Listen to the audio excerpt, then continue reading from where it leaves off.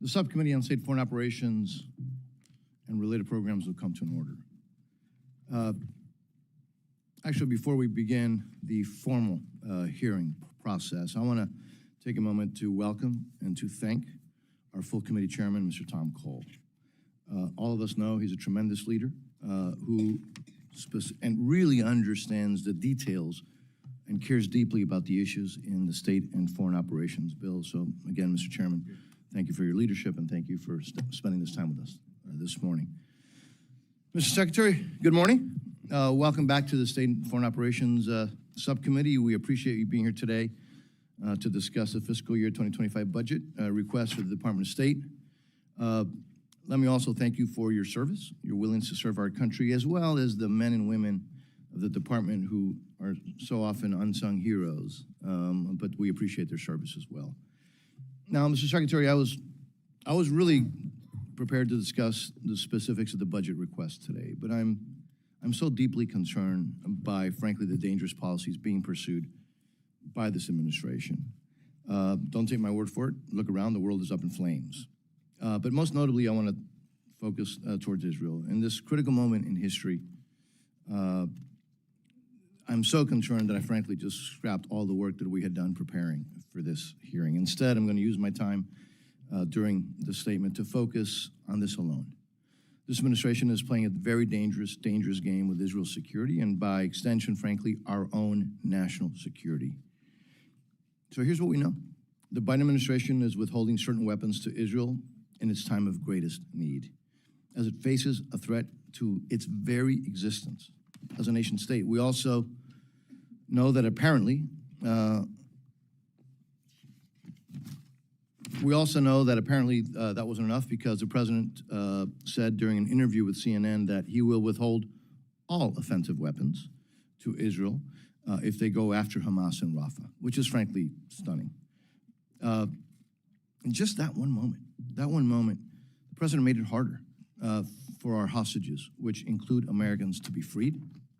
He emboldened Hamas, Hezbollah, and the world's leading state sponsor of terrorism, Iran. And let's be honest, he gave a green light to the International Criminal Court. That one statement was likely viewed around the world as a defining moment, creating even greater doubt about the strength and the reliability of the United States as a security partner. Communist China and Russia must have been overjoyed by the president's pronouncements. You know, I'm sure that it will be included in their talking points. It'll be now in their talking points when they're trying to woo foreign leaders to come to their corners. Despite the administration's grand rhetoric about countering malign influence of China and other adversaries, frankly, their policies are doing the exact opposite. Of course, this is not in isolation. After the disastrous withdrawal from Afghanistan, there is example after example of this administration, frankly, treating allies like enemies and enemies like allies. Condemn your partners, even publicly, and pressure them for any number of issues where maybe they think that it's, I don't know, keeping the high ground or maybe politically expedient, and then turn around and appease the enemies of the United States, even the most brutal dictatorships. It's hard to imagine a more damaging foreign policy to the national security interests of the United States. Mr. Secretary, I've heard you say that Hamas embeds itself with civilians within hospitals, schools, apartment buildings, and refugee camps. You have also said it is Hamas's responsibility to stop those practices in order to avoid harming civilians, and that the war could be over if Hamas would lay down its arms, surrender the leaders who are responsible for the slaughter and the torture and the murder and the rapes of October 7th. And you have, on occasion, noted the lack of other voices making those same claims among the vocal protesters against Israel. And Mr. Secretary, you're absolutely right. But it's truly unfortunate that every statement made by officials from this administration does not start with this very premise that I just quoted you saying. How can you ensure the protection of innocent civilians? By Hamas releasing the hostages and surrendering, period. It's just not that difficult. How do you increase pressure on Hamas? Not by publicly rebuking and shaming Israel and withholding weapons, not by letting sanctions expire on the terrorist state of Iran, which funds Hamas, not by planning to restart aid to UNRWA, which cannot be untangled from Hamas, not by sending condolences after the death of the butcher of Tehran, when thankfully he will no longer be around to torture and kill and maim innocent Iranians just because they want freedom and human rights. It's pretty simple, Mr. Secretary. We must let Israel do its job and destroy Hamas. We cannot stand between Israel and their fight against terrorism for their own survival. We must do what we say and demonstrate real ironclad commitment to Israel's security. And by doing so, we can begin to reverse this administration's damaging foreign policy disasters, which have emboldened our enemies and weakened the credibility of the United States around the world. I wish it were not the case, but the comments made by former Defense Secretary Robert Gates still hold true today, that Joe Biden has been wrong on nearly every major foreign policy issue. We need to do better, Mr. Secretary, before it's too late. I understand you have an incredibly difficult job. As I mentioned at the start, I do have great respect for your service, and by the way, for the fact that we've been able to have frank conversations. But as chairman of this subcommittee, which provides the funding for your department, we need to know you need to know how deeply concerned I am about this administration's lack of a strong, cohesive, consistent foreign policy. With that, I now would like to yield to the distinguished ranking member of the subcommittee for her opening remarks. Thank you very much, Mr. Chairman. Secretary Blinken, appreciate you taking the time to be with us this morning. I don't believe it has ever been more urgent for the case to be made on the central role of development and diplomacy. And of course, the chairman spent his time talking about Israel, because I don't believe that majority can defend this allocation, because the allocation is indefensible. And also, I'd like to hear in your testimony the whole issue of humanitarian assistance in Gaza, and the 35,000+ people who have been killed, and the strategies of Israel in terms of how productive these strategies have been into ensuring Israel's security also. The challenges of the 21st century, they can't be solved by one nation. Our president recognizes that these challenges require teamwork. They require alliances, and they require true partnerships. And that's why I am really just quite frankly appalled about the trends that we're seeing in the State Foreign Operations Appropriations Bill. The fiscal year 2024 House bill proposed a huge 15% cut from the prior year. We battled back to almost a 6% cut as the final level, but still face the greatest percentage cut across appropriations bill, the greatest. As of this hearing today, the House majority has told us that they plan to cut the bill a further 11% for fiscal 25. We have a problem, Mr. Secretary. The world will continue to get smaller.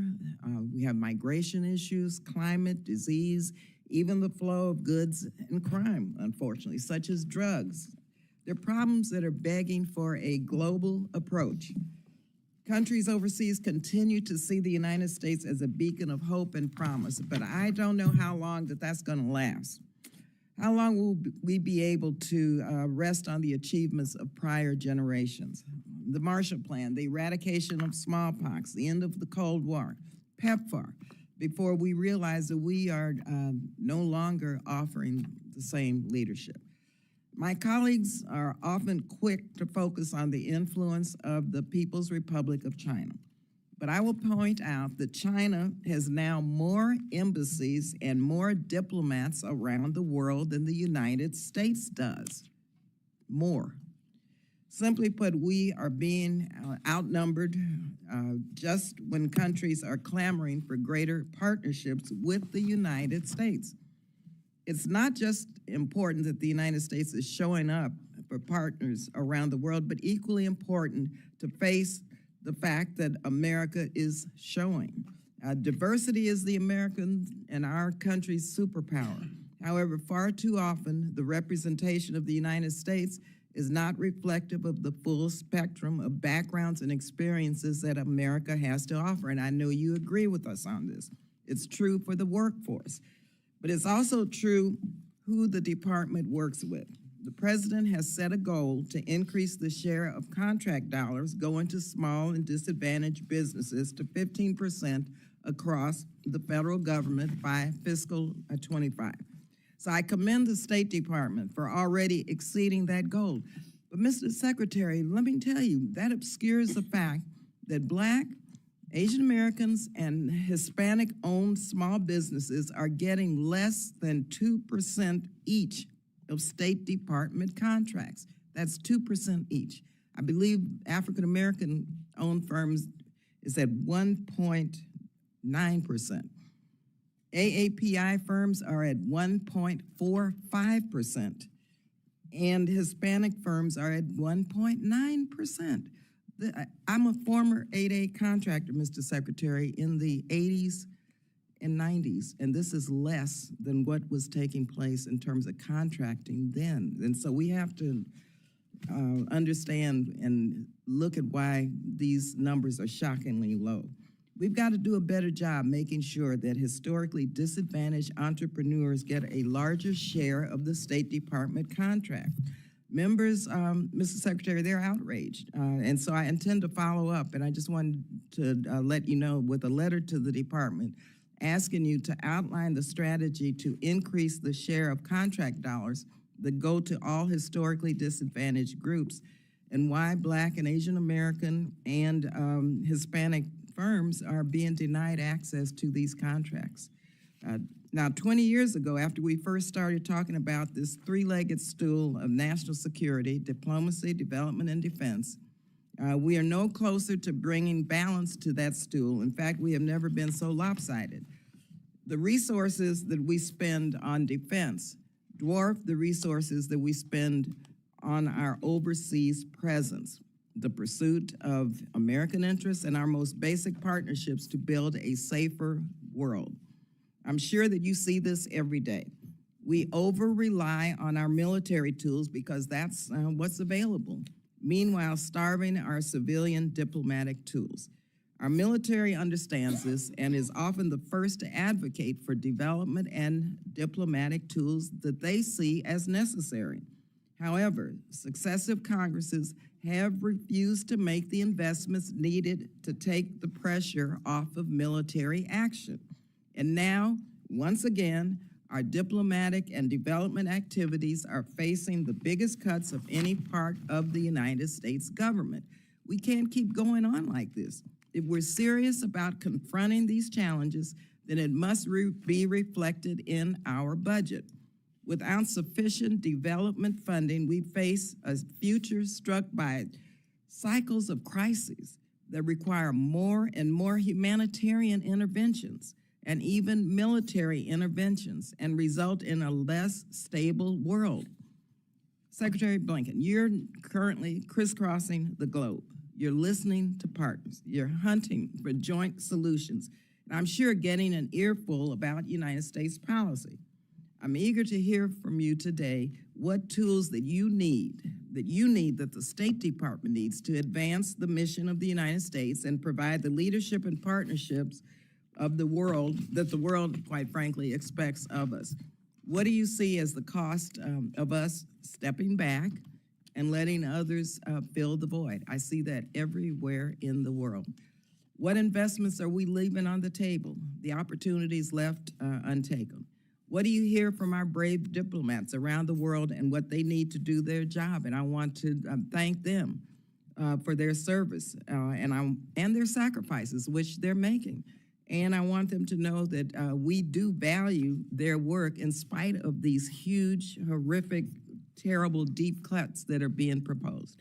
So I look forward to our work together, Mr. Secretary, also with you, Chairman Diaz-Balart, and with all the members of this subcommittee to make the case for why this bill needs to invest more this year and in future years to serve America, to serve the American people, and yes, quite frankly, our entire planet. So thank you, Mr. Secretary, and I yield back. Thank you. Now it's a privilege and an honor to yield to the chairman of the Full Appropriations Committee, Mr. Tom Cole, for his opening statement. Mr. Cole. Thank you, Chairman Diaz-Balart, Ranking Member Lee, Ranking Member DeLauro, and my fellow appropriators. I'm so pleased to be back with the State and Foreign Operations Committee. I previously served on this subcommittee, both with our distinguished Chairwoman Emeritus Kay Granger, Chairwoman Emeritus Nita Lowy, and the legendary Hal Rogers, Chairman Emeritus. So I know this committee is well stocked with talented people. Experience tells us that the work done before this committee is of critical importance to America's national security. Secretary Blinken, we appreciate your appearance before us today and your service to our country. There's no denying we're facing a time of increasing global disorder and rising threats to the security of the United States. We all know that historical analogies can be misleading, yet it is hard not to see haunting parallels between the conflicts raging across Europe and in the Middle East and another dark time in world history, the 1930s.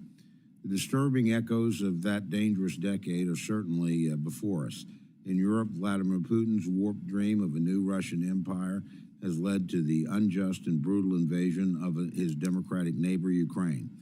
In the Indo-Pacific, the Chinese Communist Party continues its efforts to undermine the rules-based order, threaten Taiwan, and seek Chinese strategic domination in Asia and beyond. And in the Middle East, Israel faces threats on multiple fronts, beginning with the horrific attack launched by Hamas on October 7th. Even now, the terrorist regime in Iran is using missiles and proxies to threaten Israel and the United States' interests across the region. As you know, many of us on this panel were deeply disappointed at the administration's decision to pause very vital weapon transfers to our friend Israel. In my judgment, utilizing these weapons transfers as leverage over Israel's military decisions during this critical time is both dangerous and self-defeating. Moreover, withholding arms to Israel has our adversaries celebrating.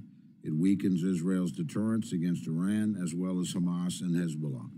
I'm deeply concerned over the signal it sends to these terrorists and enemies of both our nation and of Israel.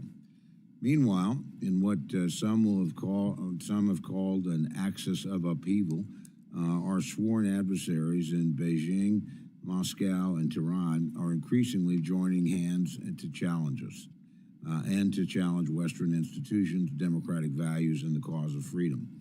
The prospect of greater military, economic, and technological cooperation between these hostile authoritarian powers can only be deeply disturbing to the United States, our allies, and our partners. Here at home, the unprecedented flow of illegal immigrants across the southern border and the uptick in dangerous and deadly drugs such as fentanyl into our country have brought America to an important crossroads that demands clear leadership. Mr. Secretary, your budget request for the coming year aims to address some of these challenges, but I am concerned that in some respects, it's missed the mark.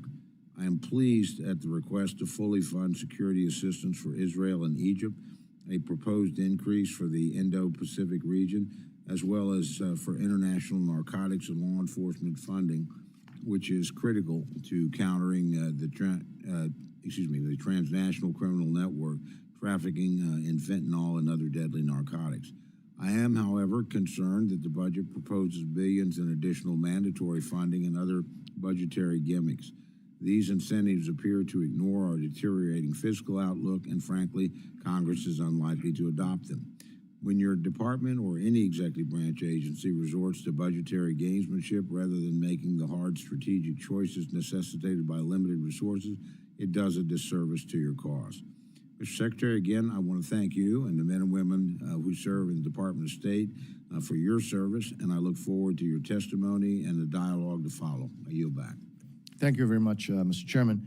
It's always a pleasure to also yield to the ranking member of the full committees, Ms. DeLauro, for her opening statements. Thank you so much, Mr. Chairman. Thank you, Ranking Member Lee, and pleasure to have the chair at the meeting as well. Thank you, Secretary Blinken, for being here today and for what you and the devoted public servants of the Department of State do to protect Americans' security and interest, to project America's strength share our values, celebrate our common cause with those who support freedom and democracy around the world. Unfortunately, the majority has recently revealed that they are prepared to cut the state and foreign operations funding bill by more than 11%. That would decimate your department's ability to conduct diplomacy around the world at a time when America's diplomatic might is as critical to our national security as our defense capabilities. Later in this hearing, I plan to ask you about the damage to our diplomatic capabilities that a $7 billion cut to the State Department's funding bill would bring, and the losses it would entail for State Department personnel, from Foreign Service officers to aid workers. We are at a critical juncture in our history. Wars in Europe and the Middle East have tested our nation's resolve. I was greatly disturbed and still am by the majority's lack of resolve to pass security and humanitarian aid for months while our allies waited. Our adversaries took advantage and humanitarian disasters unfolded. But thankfully, despite the majority's unnecessary delays, we did pass the supplemental security funding. We showed our trusted allies that we have their back and that our word can be counted on. I believe it is our duty to support Ukraine's victory over Russia. We cannot let Vladimir Putin be successful in his ambition to expand Russia's territory by force. Of course, arms and munitions are not all we are providing Ukraine. The State Department is administering $9.5 billion in forgivable loans to support Ukraine's government, its energy sector and other infrastructure, and its first responders, healthcare workers, and teachers. And I look forward to learning more about how you are working to ensure Ukraine's economic stability. And in the Middle East, while we must support Israel's defense against aggression from Iran and its proxies like Hamas and Hezbollah, the situation in Gaza is increasingly dire. 1.1 million Gazans, half its population, are on the brink of famine due to this conflict. We have a moral obligation to ensure that humanitarian aid appropriated and obligated by this Congress can reach Gazans, and we must ensure that this conflict does not spread. These are not just feel-good activities. They are central to the security of Israel, the United States, and the region for generations into the future. While the situation on the ground in Israel and Gaza is urgent, commands our attention, the State Department is also leading negotiations to secure the release of the hostages and must prepare for the future of this region. And I know you agree that planning with regional partners must happen now, and how we bring about a ceasefire and a peaceful end to this conflict. All of this takes resources. And even as these conflicts continue, the State Department is also focused on the growing influence of China throughout the world, as the State Department works to preserve the rules-based international order through diplomacy. Moreover, China is rapidly expanding its military and technological capabilities. The State Department's work is crucial to maintaining the United States' competitive advantage, and that work, again, requires sufficient resources. There is a small faction in this Congress that believes that we should put America first by building walls between us and the rest of the world. I strongly believe that we put America first by demonstrating the power of American leadership, that we have the strength and the determination and the heart to fight for the most vulnerable people, protect the freedom of our allies, and share American values around the world. I thank you for appearing before this subcommittee, and I thank you for your public service to our country. I yield back. Thank you very much. Secretary Blinken, as you know, your full written statement will be placed in the record. Obviously, feel free to summarize your testimony, as we said before. Thank you for being here, and now you are recognized, sir. Mr. Chairman, thank you very much. Always good to be with you. Chairman Cole, thank you for being here this morning. Ranking Member Lee, Ranking Member DeLauro, all of the distinguished members of the subcommittee, thanks for the opportunity this morning to testify before you. And thank you for the partnership that we have had to work to advance American leadership in a world at a time when it is so essential having that leadership in order to deliver on the priorities that actually matter to our people here at home. I think the need for U.S. global leadership and cooperation with allies and partners has never been greater. If we're we're not engaged, if we're not leading, then we know someone else will, and likely not in a way that advances our interests and values. Or maybe even worse, no one does, and then you're going to have a vacuum that's filled by bad things before it's filled by good things. At the same time, we know that the very nature of the problems that we face, the greater multiplicity and a greater complexity, requires cooperation, coordination, work with allies and partners. That's more imperative than it's been in my time here as well.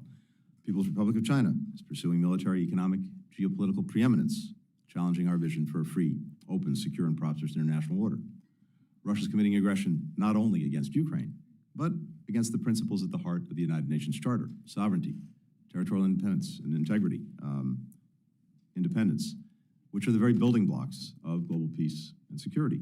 In the Middle East, we've been standing with Israel in its efforts to ensure that what happened on October 7th never happens again, as we do everything we can to bring about an end to the terrible human suffering of Palestinians in Gaza and to prevent the conflict from spreading to other fronts. U.S. leadership is needed to address humanitarian crises elsewhere around the world, including in Sudan, Haiti. We've seen millions of people in many other places displaced and killed. We have to focus, and we are, on them. And also to address, as many of you have said, the global issues that no one country can solve alone, whether that's food security, changing climate, transnational corruption, the fentanyl crisis. Greed and hypocrisy of our democracy have been exposed. Free Palestine to free us all. Mr. Secretary. All liberation struggles are connected. You should be arresting Blinken, not me. You should be arresting Blinken, not me. We will not have disturbances in this committee. Mr. Secretary. Thank you, Mr. Chairman. But with the support of Congress, we can and we are approaching these challenges from a position of strength. Because of the actions we've taken, the United States is stronger economically, militarily, diplomatically than we were a few years ago. We've made historic investments here at home in our competitiveness, in our innovation, in our infrastructure. We've renewed our alliances. We built new ones and secured unprecedented alignment with key partners in Europe and Asia and beyond. We've delivered essential American aid to Ukraine, and we've called the international community to share the burden. For every dollar that we've spent in Ukraine, economic or development assistance, others have collectively invested 3 more. Now, I know there was doubt about whether bipartisan support for Ukraine and other urgent national security priorities could endure, but last month, Congress demonstrated to the world that we will not pull back when you passed President Biden's supplemental funding bill by an overwhelming margin. Our investment abroad does not come at the expense of our strength at home. Far from it. Most of the supplemental is being spent here in the United States, building up our own defense industrial base, supporting thousands of good American jobs. But we need to keep up this momentum. That requires a State Department budget that we fully resource so that we can actually meet the challenges of this moment. The FY25 budget the President's put forward, requesting $58.8 billion for the State Department and USAID, does that in 2 key ways. First, it funds the essential missions of our department and USAID. The budget will ensure that the United States continues to be the partner of choice for countries around the world when they turn to us and look to us to help them solve problems that they're trying to solve, but that are also profoundly in our interest to help solve. In an era of renewed great power competition, we have to present the strongest possible offer, one that is relevant and responsive to countries' needs, and one that advances our security and economic interests. That's why we're requesting, among other things, $2 billion for a new fund to build high-quality, sustainable infrastructure around the world. Crucially, investments like these create jobs for Americans and expand markets for our businesses overseas. We're requesting resources for the World Bank. With $1 billion in U.S. funding, we can unlock another $36 billion in development fund capacity to direct to the top priorities of emerging economies. That's an enormous return on our investment and essential for competing with China around the world. The budget also includes $1.7 billion for international organizations, including the UN, Epoch, the Inter-American Development Bank, to help shape them in ways that reflect our interests and our values. We're asking for $500 million to give more people around the world access to secure internet and digital technologies. Doing that will support the U.S. economy through the export of our technology products. It will also ensure that we and our fellow democracies remain the leaders and standard bearers in key technologies, including artificial intelligence. Our budget includes funding to address global issues that affect the lives and the livelihoods of the American people, as well as people around the world, especially the synthetic drug crisis. It also funds our response to irregular migration, global food insecurity, public health, climate, and energy security. We're also asking Congress to fully fund the State Department's educational and cultural exchange programs. They're one of the best, most cost-effective tools that I've seen for advancing our values and interests around the world. They support the students, the researchers, the young professionals from our communities who study and work abroad. They connect us in the world with the world in powerful human ways. To outcompete our strategic rivals, we need to invest in the foundation of our strength abroad, and that is our diplomatic corps, and that's the second pillar of the budget. Our budget makes a strong investment in expanding our overseas presence, opening posts in the Pacific Islands and the Eastern Caribbean. As was noted, we want to make sure that we are represented at the ambassadorial level and that we have posts everywhere so that we can effectively represent our interests everywhere. We'll also continue our modernization of our diplomacy. We have reorganized the department in ways to make it better fit to address the challenges that we face in this moment. We're working to attract and retain the best talent, again, needed to take on these challenges. We're investing in our people in Washington and overseas with training, with technology, with support. We're promoting greater agility, greater innovation, greater efficiency in our processes. Last year's enacted budget represented a 5% cut from the year before. That challenges our efforts to deliver results that Congress expects and the American people deserve. So I urge you to support this budget, which helps us address the most pressing foreign policy priorities for the coming year and lays the foundation for continued strong American leadership in the years ahead. With that, I'm happy to address any questions. Thank you very much, Mr. Secretary. Members, as usual, I'll call members based on seniority of those present when the hearing was called to order. And alternating between each side, each member will have 5 minutes for questions and responses, and I anticipate that we should have enough time for 2 rounds of questions. Mr. Secretary, I will start in the Western Hemisphere. Just ask you, you're aware, right, that in Cuba, the FBI's top 10 most wanted terrorist, Joan Chesimard, is harbored, right, by the regime. You're aware of that? Yes. You're aware that bombmaker William Morales of the FALN, responsible for the murder of 4 Americans, injuring 50 in New York, is also harbored by the regime in Cuba. You're aware as well that the ELN and FARC terrorists are harbored there? Yes. You're aware that the regime did not cooperate in the investigation regarding the so-called anomalous health incidents, the sonic health attacks against U.S. personnel. You're aware of that, right? You're aware that the Cuban dictatorship has a very extensive espionage network. The most recent case that was very public was the State Department's Victor Manuel Rocha, who pled guilty of spying for decades on Cuba's behalf. And you're aware of that, I'm assuming, as well, Mr. Secretary. You're aware that the Cuban regime recently signed a military agreement with Belarus to train Cuban nationals, and then Cuban nationals are traveling to Russia to fight, for Russia against Ukraine, correct, sir? Okay, well then, this is what caught me not by surprise, but as you know, the State Department failed to designate Cuba as a not fully cooperating country when it comes to terrorism.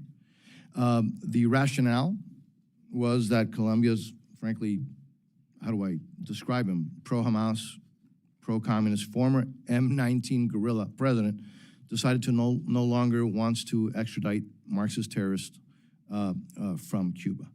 And then the Biden administration decided to resume law enforcement cooperation with the regime. Again, not to mention the fact that Cuba has thousands of intelligence agents in Venezuela, keeping Maduro in power. It is a terrorist regime. And so how does this coddling to a dangerous anti-American dictatorship with all of those issues that I just mentioned, that I know you're aware of, and so many others, how does that protect U.S. national security interests? Thank you, Mr. Chairman. As you know, the not fully cooperating statute requires an annual review, and the basis for the designation by the previous administration was the presence of these National Liberation Army members from Colombia in Cuba. The demand at the time by the Colombian government that they be returned to Colombia, the refusal of the Cuban government to do so, hence harboring terrorists. The change this year has been that the Colombian government no longer seeks their extradition. And as you noted, we've resumed law enforcement cooperation with Cuba in the national interest, and thus the basis for the designation was no longer there. There are other designations, as you well know, for Cuba that remain on the books, and of course, all of the acts that you rightly cited, we continue to push back against, take steps against, wherever and whenever we can. But in this particular case, given the annual requirement, given the basis for the designation, given the changing facts, that's the determination we made. And Mr. Secretary, but again, as we mentioned in the beginning of this, my question, those are not the only terrorists that are harbored there, including folks who have murdered Americans. And in many cases, we have fugitives from justice who are being accused, indicted, convicted of crimes different from terrorism.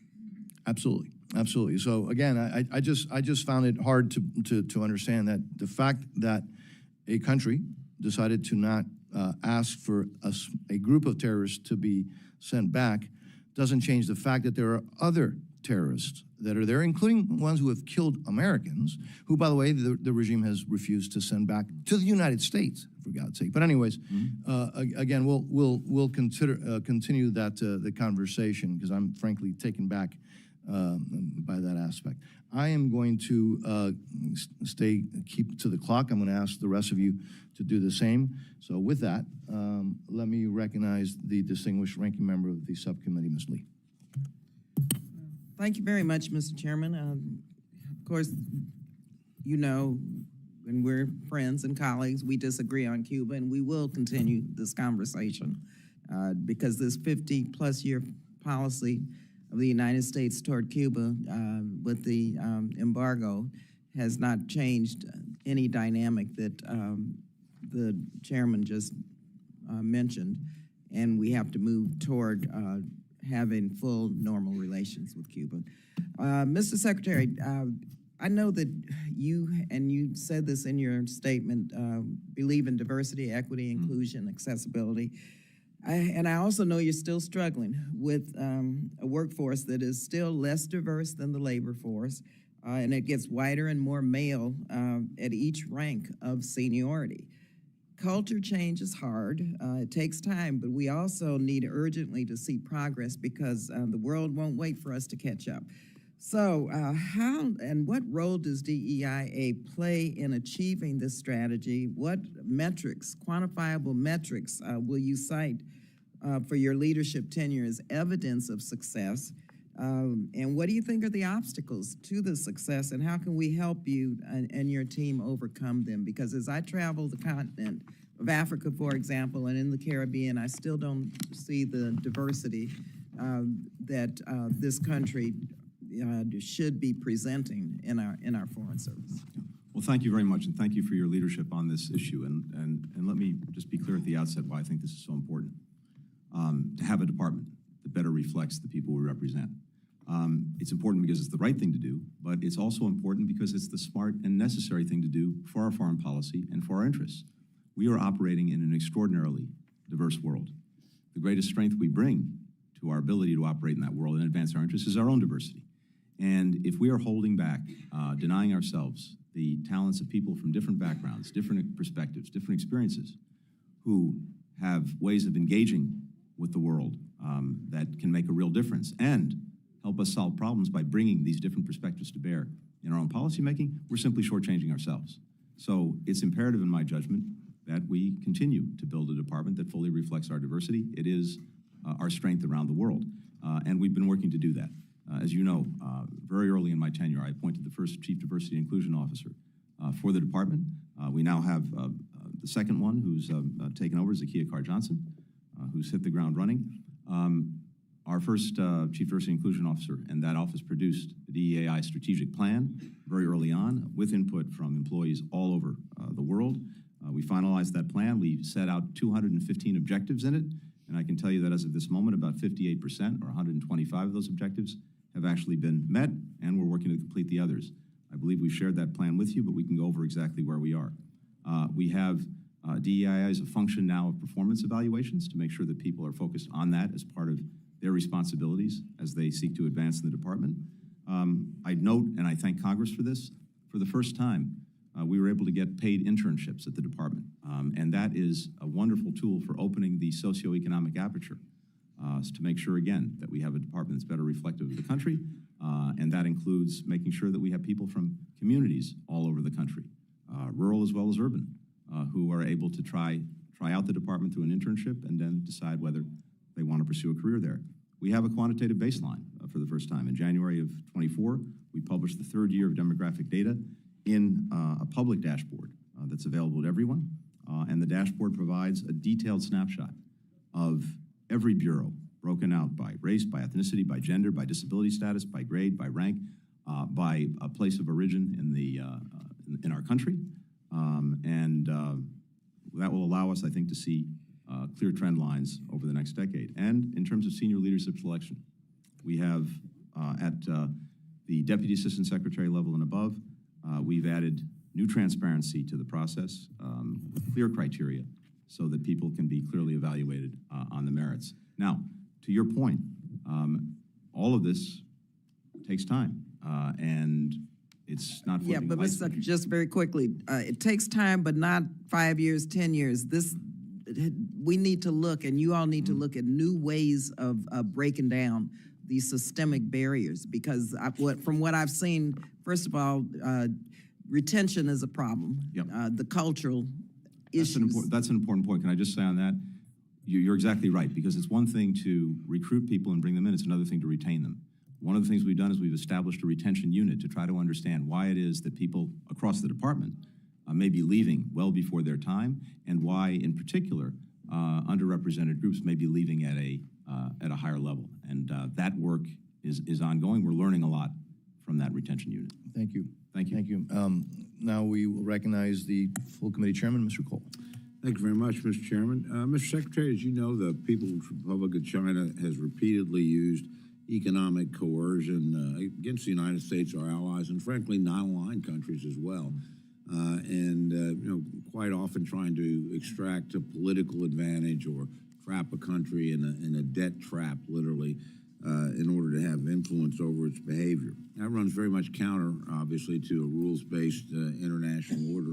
So I'm wondering what you and the department are doing to counter those kinds of activities, and frankly, do you have the tools that you need? I know my colleague, Mr. Meeks, and I, along with Young Kim and Amy Barrow of the Foreign Relations Committee, actually have legislation to try and give you more tools to deal with that. So could you tell us how serious you view the problem, and what weapons you have and are using, and what weapons you might need?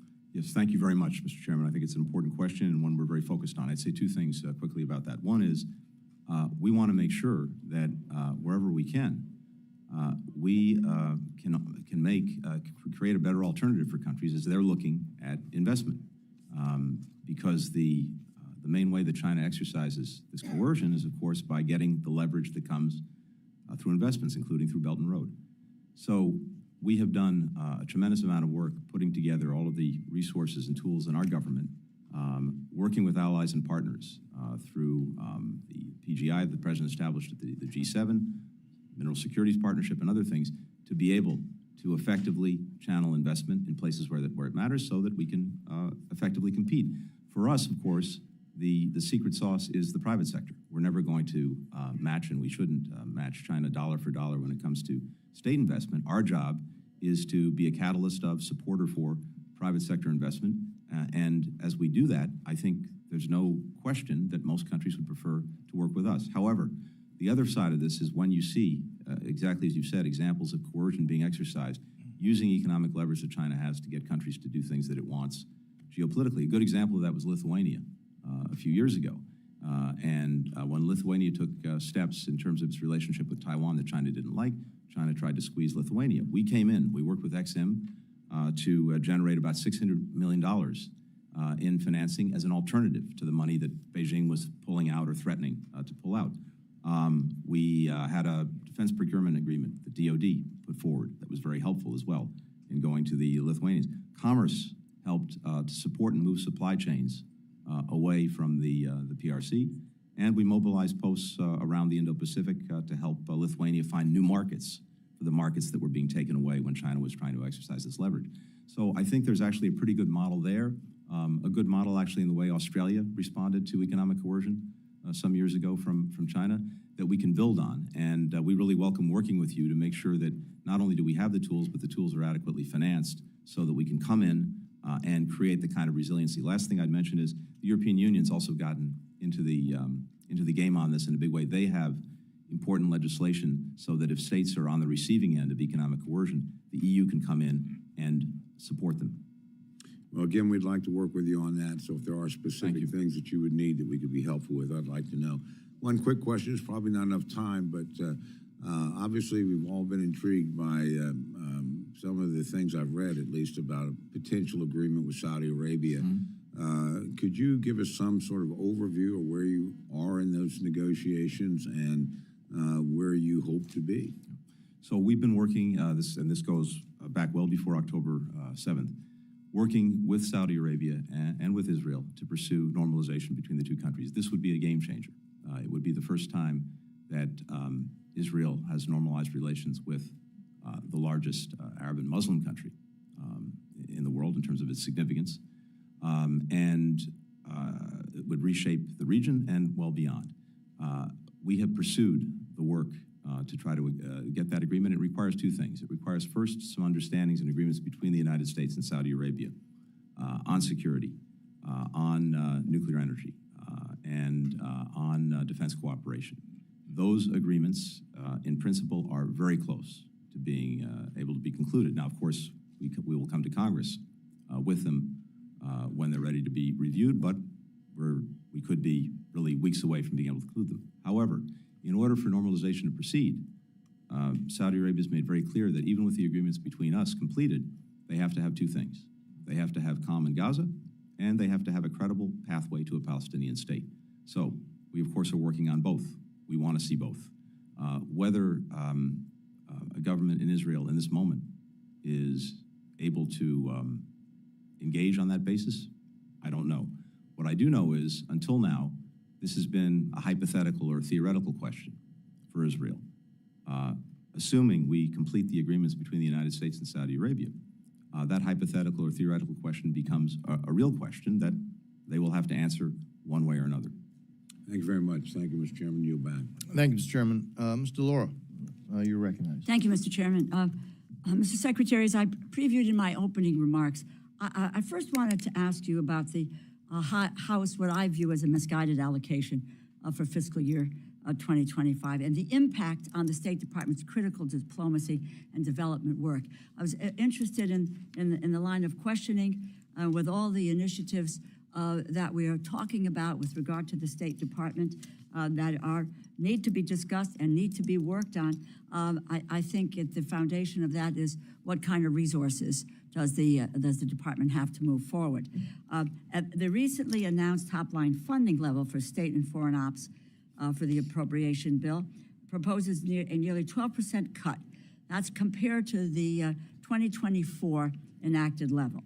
It's on top of an almost 6% cut from fiscal years 2023 to 2024. Let me be extremely clear. Nearly 12% cut to the SFOP's budget is a staggering $7 billion. Billion with a B. So I have three questions in this regard, Mr. Secretary. You're deeply involved in conflicts in Ukraine, Middle East, maintaining a competitive advantage against China, trying to deal with other food assistance efforts around the globe. You have to conduct its day-to-day business from D.C. You're in almost every country in the world. How would losing $7 billion from the budget affect your department's diplomatic capabilities and the implementation of U.S. foreign policy? Thank you. It would severely undermine our efforts across the board. As you said, this would take us back to FY 2014 funding levels. In other words, almost a decade ago. And in terms of our hiring, in terms of our support for our diplomats, for our locally engaged staff, which is 2/3 of our employee base, in terms of our operations, in terms of our programs, this would have I don't want to exaggerate by saying devastating, but close to that impact on what we're able to do to actually advance the interests of the American people. If you look at the big things that we're trying to do to effectively engage the strategic competition with China, including by creating better alternatives for countries that are looking to choose between our path and theirs.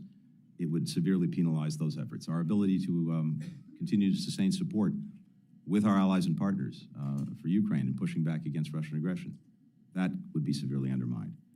Our ability to address a wide variety of global challenges that have impacts here in the United States, including things like the fentanyl crisis, as well as irregular migration, as well as dealing with climate and food security. Would each and every one of those be affected? No, because we'd have to make incredibly hard decisions, but some of them inevitably would be severely penalized. But let me be even more parochial about it, just to cite a few examples. Embassy security. We're trying to have more embassies in more places to make sure that we're fully represented. We want to open new embassies in the Pacific Islands, in the Caribbean. We need to secure those embassies. We would have trouble sustaining the current security levels for our existing embassies if we had these cuts. And then if you insulated those security programs, well, then of course the cuts would have to be felt elsewhere. Our ability to expand our diplomatic presence would probably be cut. The exchange programs that so many in Congress I know support and appreciate would face significant cuts. We probably have something like 600 or 700 fewer IVLP participants, curtailing one of our most valuable tools to connect with people around the world. IDLP. This is the International Visitors Leadership Program. I'm sorry. Thank you. We would have, I think, we want to open new passport offices in this country, in different places, to respond to what has been historic demand. We would not be able to do that.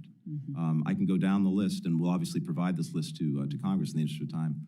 I won't do it now, but both in terms of the big muscle movements that we need to make and very specific things that we want to sustain or grow for the American people, we would be severely penalized. So we're looking at a loss of personnel, of frontline critical personnel, and thereby, just hurting our ability to pursue our own That's correct. interests. And the number of priorities that would have to be put on a back burner. And if you can, Mr. Secretary, I know how busy you are, and thereby your staff is busy, but I think it would be very, very helpful if this committee could understand what this $7 billion cut, what is the consequences? I'm not looking for percentages, I'm not looking for numbers, but the actual consequences on American foreign policy, our diplomacy, our stature in world leadership. We'd be happy to provide that to you. Thank you. I yield back. And thank you, the ranking member. This subcommittee has amazing members, but I'll tell you what, for me, it's always a special honor to be able to recognize not only the Chairman Emeritus, the former Chairman of the subcommittee, but the Dean of the House, Mr. Rogers. Thank you, Mr. Chairman, and thank you for arranging this hearing with the Secretary and running it. And Ms. Secretary, we're delighted to see you. We thank you for your service. We pray for your safety. Fentanyl overdose is now the #1 killer of adults ages 18 to 45, destroying families, ruining lives. We've got to find a way to stop it. We know China and the Mexican cartels are the primary drivers of the problem. The Chinese ship the precursor chemicals to the Mexican cartels, who are then producing the pills and trafficking them through our borders. It seems that despite Beijing enacting new laws in 2019 to outlaw the export of fentanyl and its precursors, these efforts have not actually been enforced. Has China taken any sort of meaningful action to try to stop the export of these deadly drugs? Thank you, Mr. Chairman. It's very good to see you here as well. Two things. First, I wholeheartedly agree with you on the urgency, the priority that we have to place and we are placing on synthetic opioids and fentanyl. We see it devastating community after community in this country. 40% of Americans know someone who died of an opioid overdose. And as you point out, it's the #1 killer of Americans age 18 to 49. It has a domestic component, and the president has put more money into dealing with the domestic side of this in terms of prevention, in terms of treatment, in terms of recovery, in terms of public awareness than ever, and that money is getting to the communities that need it. I've seen it firsthand in Denver and Tucson and other places I visited. But for us at the State Department, we're working hard on the international side. And with regard to China, in December of last year, late November of last year, the president met with President Xi Jinping in San Francisco at the Apex Summit. And a big part of that meeting and a big part of the work that we had done in the lead up to that meeting was to get an agreement from China to take more effective action against fentanyl, and particularly against the chemical precursors that are made in many cases in China, then, as you said, get shipped over to Mexico, synthesized into fentanyl, and then into our country where Americans are killed. China has taken important but not yet sufficient steps to make a real difference in curbing the flows. It promulgated new regulations. It took down some companies that were engaged in this practice. It established a regular working group with us so that we can track progress. I was just in China a few weeks ago, and among others, I met with the Minister of Public Security on this question. And there are steps that we believe China can and should take now to really make a dent in the flow of these chemical precursors. Very public law enforcement actions, particularly to arrest, prosecute, and convict those who are engaged in this illegal transfer of the precursors. That would, I think, send a very strong deterrent message. Actually scheduling certain precursors that they've agreed to schedule and thus restrict, but have not yet done. And then there's a nexus that we've seen between some enterprises in China, a financial nexus between them and the criminal enterprises in, for example, Mexico, that needs to be cut. And there, we believe that China needs to take action to do exactly that. So we are tracking this very closely, very carefully. I think we've seen progress, real progress, but it is not yet sufficient. And we want to see that the flow of the precursors continues to come down. Well, we're all keeping an eye on China and what they're doing, or more importantly, what they're not doing to keep the fentanyl from reaching our kids and our adults in the U.S. I'm not sure that they're doing all that they can. In fact, I know that's the case. Your budget proposal, you're asking $1.56 billion for international narcotics control and law enforcement. That's a $166 million increase over the fiscal 24 enacted level. How do you plan to use those funds to help end this ongoing tragedy? One of the most critical things is continuing to build the capacity of partner countries, as well as to strengthen our cooperation with them. I think Mexico is a good example of that. We've significantly increased our collaborative efforts over the last few years with Mexico to try to disrupt, dismantle, take down these transnational criminal organizations that are engaged in trafficking, as well as to deal with the financial networks.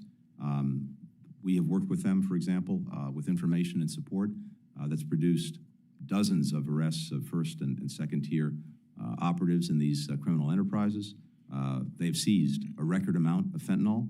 They've disrupted production facilities, but all of that comes with our assistance, our support. So this is just one example of where the additional funds would allow us to further strengthen their own capacity to deal there. Second, the border itself. Very important that we deploy the most modern and effective technology in detecting efforts to smuggle fentanyl or other synthetic opioids into the United States. We have the technology. It's both the old kind, things like canines, can be very effective, but also actual technology, screening technology. And we've seen that based on our best assessments, the overwhelming majority of the fentanyl that's coming into this country is coming through our ports of entry. And so deploying that technology on both sides, the Mexican side and our side, that can make a big difference. Thank you, Mr. Secretary. We're gonna. I hate cutting off the dean, but I apologize, but I feel obligated to do so, Mr. Chairman. If you insist. Thank you, Mr. Secretary. Ms. Ming, who I know is not upset that the dean went a little bit long, correct? You're recognized. Problem. Thank you, Mr. Chairman. Secretary Blinken, before I ask my question, I wanted to thank you and your team for listening to the concerns about extended passport processing times that I raised last year in this hearing. Since then, standard processing times have been reduced to 6 to 8 weeks, and expediting processing is down to just 2 to 3 weeks. My constituents and Americans all over the country have directly benefited from these improvements, and I urge you to continue to build on them heading into fiscal year 25 to continue to reduce passport and visa wait times for all of our constituents. My first question is, the fiscal year 25 budget request focuses on advancing peace and security in the Middle East. As we sit here, 124 hostages are being held by Hamas in Gaza, including American citizens. Today marks 228 days that they've been in captivity. As we know from those released, Hamas has inflicted deep psychological trauma and physical and sexual violence on the hostages, including women and children. Many require immediate medical attention, but Hamas still has not allowed the Red Cross to conduct a medical visit and instead releases sign-of-life videos as propaganda. Many of us here have met with the families of the hostages, and I believe we can all agree that we need to bring them home now. How does the budget help the department increase pressure on Hamas and its allies to release the hostages and bring them home? We share your conviction and commitment that bringing hostages home is our top priority. And like you, I've met with the families of these hostages many, many times. And it's important that you point out that among the hostages are American citizens, and my first obligation is to our fellow Americans. And so we've been determined to try to bring them home, and we've been working on this every single day since they were taken. You're right as well that the International Committee of the Red Cross has not been able to get in to see them. This is something we've also worked on in the Gaza environment. That's a challenge, but we would like to see that in the interim happen. But the most important thing would be to get their release immediately. I think we've been very close to being able to get a ceasefire and hostage release on a couple of occasions. We continue to work on that. I think it is the fastest way to get the hostages home, get conditions changed in Gaza so that much more humanitarian assistance can get into the people who so desperately need it, and also create the foundation upon which to build, hopefully, a more durable, lasting, peaceful, and secure solution. So we continue to drive at that every single day, but to date, at the end of the day, when it's come down to making a decision, Hamas has not agreed to do what's necessary to get an agreement. But we continue at that, including with Egypt, Qatar, and other parties that have been helpful. The budget in supporting our diplomacy writ large, our ability to sustain that diplomacy, I think is critical. But of course, there are many other ways that I think the budget demonstrates our commitment to resolving these deep-rooted challenges, demonstrating that we have a better path forward than the path that's offered by Hamas of nihilism, of destruction, of terrorism, death, and all of our diplomatic efforts seek to move in that direction. Thank you very much. And I wanted to quickly mention yesterday's CNN report that Egyptian mediators changed the text of the latest hostage deal at the last minute. Egypt is also refusing to allow more humanitarian aid into Gaza by opening the Rafah crossing, despite Israel's request to do so. Wanted to hear your thoughts about the accuracy of the reports and your assessment of Egypt's motivation for derailing the hostage negotiations, and what can the State Department do? Well, two things. First, Egypt's been a critical partner in this effort in two ways. Critical partner in the effort to find an agreement on a ceasefire and hostages. Critical partner as well in trying to get humanitarian assistance into people in Gaza who need it. I can't comment on the details of the negotiations. The bottom line, though, is that Hamas has not said yes to what I think was a good proposal that was put on the table. And then with regard to humanitarian assistance, there is we have a deep concern about the Rafah gate, which I endeavored and President Biden endeavored to get open in October, so that assistance could begin to flow into people who need it. That gate is closed. I think there are two things that are going on. One is, yes, it's important, I think, politically for the Egyptians to show that they are a critical actor in providing assistance. At the same time, because of combat activities near and around the gate, the environment for bringing the assistance in is really challenged. And so we need to find a way to make sure that the assistance that would go through Rafah can get through safely. But we do strongly urge our Egyptian partners to do everything that they can on their end of things to make sure that that assistance is flowing. What we don't want to see, and it's part of what we're seeing, is a reversal of the situation that we had where aid was not getting to the north where it was so desperately needed. We've got new gates and new access points open in the north, Erez, Zakim, others, things flowing in from Ashdod, only to have the south, which has been the critical hub for humanitarian assistance, be shut down in part because of the ongoing operations in and around the gate. So Thank we're you, working on Mr. that every Secretary. single day. Thank you. Thank you. Mr. Carl, you're recognized, sir. Thank you, Mr. Chairman. Thank you again, Mr. Secretary, for joining us today. I always find conversations with you to be quite interesting. Last time when you appeared before us, this committee, which was last year, obviously, we discussed President Lopez Obrador's military invasion of the Vulcan Material Company's port in the property of Mexico, and we had quite an extensive conversation. I talked about my trip into Mexico, into Central America, trying to understand what's going on there. And of course, things have not changed much. But as you know, the military has since left after taking it by military force. And the president has continued to harass Vulcan and is actively threatening to steal the company's land to access that port. It's a deep water port that Vulcan actually built. They spent their own money, $1 billion worth of investments to build that port. Now, Mexico's just going to take it. It is the image that we're given here. Last year, we agreed these type of actions would have a chilling impact on the bilateral relationship and future with U.S. investments in Mexico. Considering the ongoing situation, what message would you send to the president and the next president of Mexico and the U.S. business community? Thank you very much. Yes, I remember well our conversation about this last year.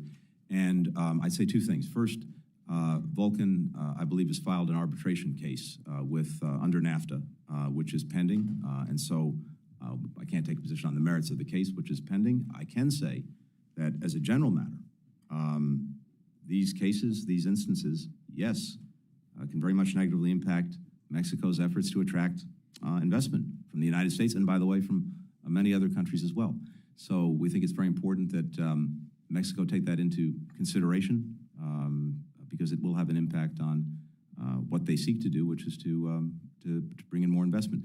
But on the particular matter, let's see where the case goes before the arbitration panel. Well, and as you say that, American-based companies are losing a lot of money. What was mined or what is being mined from that facility is building roads here in America. It's very important in our infrastructure. And I know this administration has put a lot of emphasis on infrastructure. That's right. Why do we not support our American businesses more? Why aren't we letting the avocados and the fruits and vegetables sit at the border for a little while and let them figure out time frame? Because waiting a year, 2 years, 4 years for a court to work it out is not working. It's not working at all. My hope and expectation would be that precisely because we tried to put, I believe the previous administration put processes into NAFTA, the revised NAFTA, that would enable it to look at these kinds of cases and act swiftly on them, not bottle them up for years. I think you're exactly right. It's imperative that happens. But there is a mechanism. There is an understanding about how we try to resolve these disputes.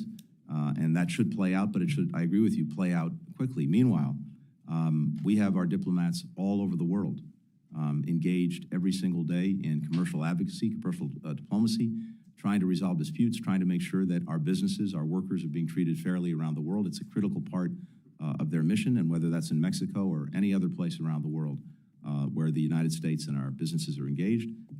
That's what our folks are there for every single day.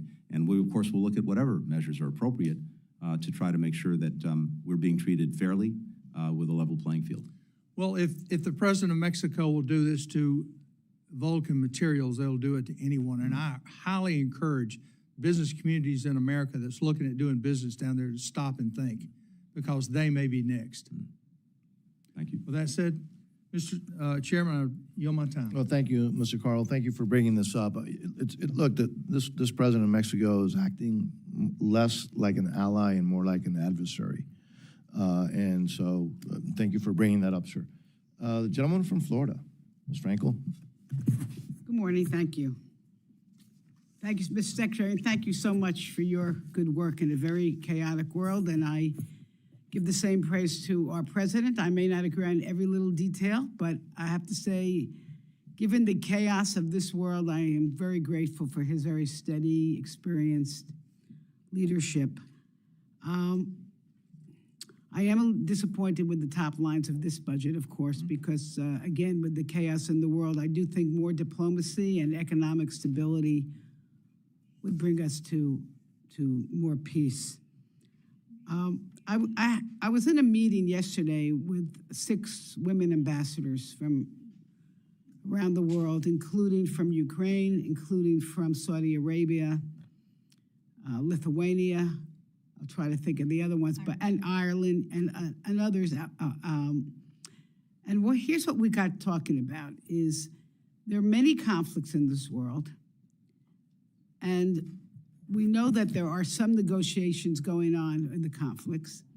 And to our dismay, in talking to these ambassadors, what they were relating to us is there are very few, if no women, at the negotiating table. The ambassador from Saudi Arabia told me she's been the only woman at the table.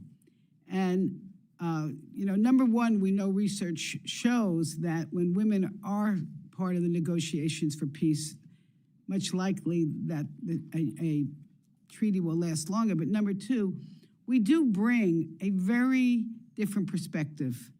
And so what I would like to hear from you is, what are the various conflicts around the world that we're actually participating in peace negotiations, and where are the women?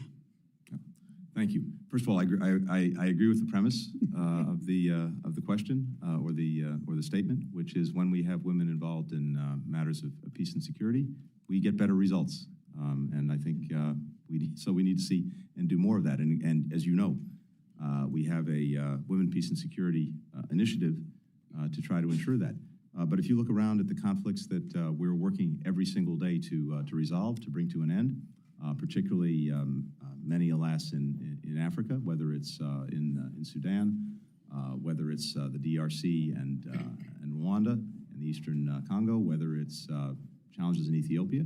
Well, our Assistant Secretary of State for Africa, Molly Fee, is leading many of our efforts in those situations.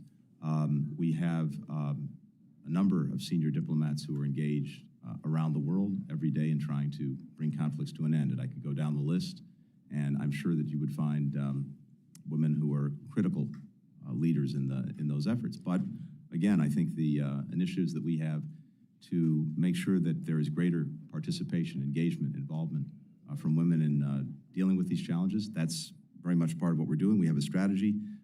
We have an update that is being sent forward. Actually, we sent forward last year on that, and it reaffirms our commitment to elevate women's meaningful participation and protection on the other side of things as critical elements of our foreign policy and conflict prevention and conflict resolution. Okay, well, let me and I know there's so many stressors, but I want to respectfully suggest that the State Department and the administration make more efforts to get the women at the table. I mean, it's really embarrassing or disappointing, I would say, when we heard that incidentally, the ambassador of Saudi Arabia did recount to us almost exactly what you told us this morning about the negotiations. So hopefully you're all on the same page there. But it was very disappointing when she tells us that when you're all sitting down to talk, she was the only woman in the room. Should be a non-starter. So we're going to urge you to do better with that. We're going to have another round, is that right? Yeah, so I want to talk about a film I saw last night called Screams of Silence, it's about the sexual violence committed by Hamas. I will say this, the last time I almost read out of a movie, it was one of these horror movies that but this was those things are make-believe but this was real. What I saw and heard last night was so horrifying, really, I could barely sit in my seat. And we didn't even see the pictures. We just saw the interviews. I'm going to talk more about that, Mr. Chair, when we do the second round. Well, thank you. Thank you so much. Mr. LaTurner. Thank you, Mr. You're recognized, sir. Thank you. Thank you for being here today, Secretary Blinken. I'm sure you're aware of the growing problem throughout Southeast Asia of scam compounds, often run by Chinese organized crime groups that are targeting more and more Americans every year. These fraud factories, which are increasingly prevalent in Burma, Cambodia, Thailand, can contain thousands of individuals who are trafficked, held against their will inside these compounds, and then forced to help perpetrate online scams referred to as pig butchering, where they develop a relationship with their victim and then push them into investing in fraudulent cryptocurrency apps or platforms. A recent estimate found that global losses from this type of activity have exceeded $64 billion. Can you share what the State Department is doing to combat not just this ongoing fraud, but also the human trafficking that contributes to it? Thank you, and thank you for putting a spotlight on that, because it's something that is of deep concern to us. We have a comprehensive whole-of-government effort to combat trafficking persons and to combat different manifestations of that, including these scam factories.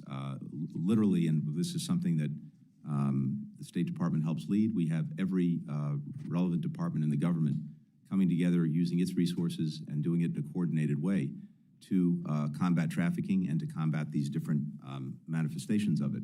And there are significant resources that go into that.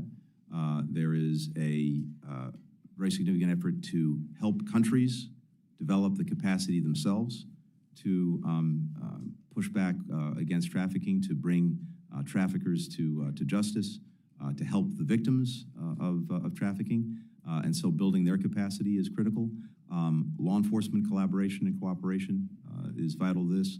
Sharing information, of course, we have an annual trafficking in persons report that we put out that looks at countries, country by country, to see what they're doing or not doing, and what more needs to be done to get at the heart of this. There's a very significant effort underway to deal with that. Are you seeing the needle move on this particular issue? We see it move in individual countries. I think, there are a number of countries, and the report makes this clear, where we've seen genuine, effective progress. There are other countries where we've seen backsliding or no progress, and the report lays all of this out. Right. Recently, Amnesty International in Nigeria stated that over 1,300 people have been killed just in Plateau State alone since December, when the horrible Christmas massacres killed over 200 people, mostly Christians. The U.S. Commission on International Religious Freedom, in its recently released annual report, noted a study saying over 8,000 Christians have been targeted and murdered for their faith in Nigeria, most of them in the North and Middle Belt. These targeted killings have been increasing year over year, and especially now at such an alarming rate that it's hard to see how these militants are not operating with some degree of impunity. Secretary Blinken, since you removed Nigeria from the country of particular concern list in 2021, the USCIRF has recommended Nigeria be placed back on the list, and every year since, and has condemned its removal.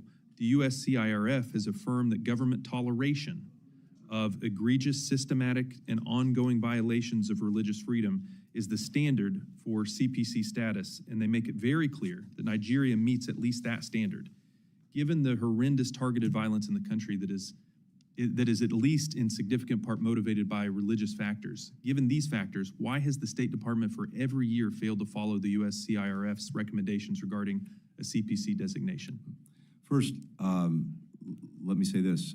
For us, defending religious freedom around the world is a foreign policy priority. And we are leveraging the global footprint that we have, our presence around the world that we want to sustain, to focus on cases of concern, to push back against repressive discriminatory laws, policies, and practices. Much of this is highlighted, as you mentioned, in the annual report that we do, and this is at the heart of our efforts. We have in the law designation criteria that we take very, very seriously. We listen carefully to experts in civil society, experts on the ground. Our embassies are doing a tremendous amount of work in each of these countries, including Nigeria. And we listen very carefully to the independent U.S. Commission on International Religious Freedom. But they're wrong. They're wrong in this case. So in this case, and we have I think we have a different perspective in this particular case about whether, there's no doubt, it is clear that people of Christian faith in Nigeria have been on the receiving end of terrible abuses, oppression. But whether that is because of their religion or because they're part of a particular ethnic group in a particular region, that's a different question. And what we have not seen is the government of Nigeria, the federal government of Nigeria, engaging in these practices in terms of targeting Christians. Having said that, I was in Nigeria, I'm trying to remember exactly when, but I think it was within the last 6 or 7 months.